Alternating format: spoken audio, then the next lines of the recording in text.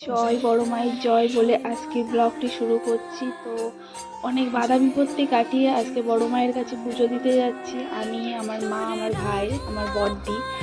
তো আমরা অটোর জন্য রাস্তার দিকে যাচ্ছি এখন। আর দেখতেই পাচ্ছি আমরা কতটা এক্সাইটেড আছি। তো এই প্রথম যাচ্ছি বড় মায়ের কাছে।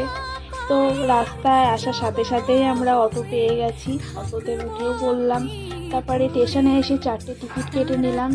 তো আমরা ট্রেনে, তারপরে আমরা নৈহাটি স্টেশনে নেমে পড়ে ওভার ব্রিজের ওপর দিয়ে মায়ের কাছে যাচ্ছি একটি ডালা নিয়ে। তারপরে আমরা লাইন খুঁজছি, লাইনই তো খুঁজে পাচ্ছি না। আর আজকে প্রচুর লোক হয়েছিল, কারণ আজকে একটি শুভ দিন আর খুব ভালো একটি দিন, শনিবার যেহেতু। তো লাইন খুঁজেই তো পাচ্ছি না আমরা। তো লাইন খুঁজতে খুঁজতে খুঁজতে খুঁজতে শেষমেশ লাইনে দাঁড়ালাম।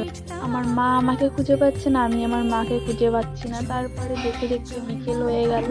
তো সূর্যটা দেখতেই পাচ্ছ কত সুন্দর লাগছে ফেরির ঘাটে। তো এখানে আমরা লাইনে দাঁড়িয়ে আছি, আমি, আমার মা, আমার বড়দি। তারপরে সন্ধ্যা হয়ে গেল।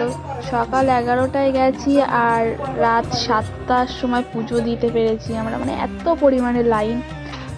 শেষমেশ মায়ের মন্দিরে ঢুকলাম। ঢুকে মায়ের মুখটা দেখে সব কষ্ট দুঃখ সব এক নিমেষে দূর হয়ে গেল।